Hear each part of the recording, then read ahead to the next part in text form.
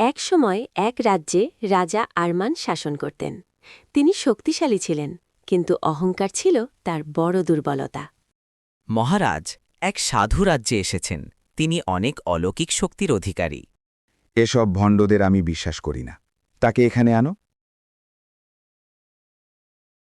মহারাজ আপনাকে রাজসভায় ডেকেছেন।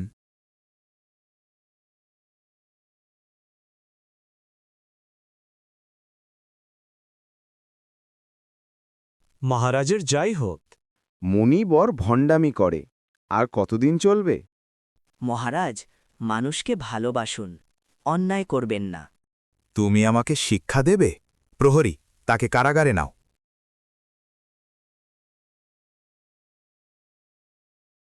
অন্যায় করলে তার ফল একদিন ভোগ করতেই হবে। এই রাজ্যে রাজার অহংকারের জন্য ৩ দিন অন্ধকার নেমে আসবে, কেউ সূর্যের আলো দেখবে না।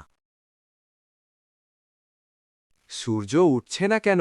আমাদের ফসল নষ্ট হয়ে যাবে। বাবা, আপনি কি ভুল করেছেন? আমি ভুল করেছি। আমি অহংকার করেছি। মহারাজ সাধুর কাছে ক্ষমা চান।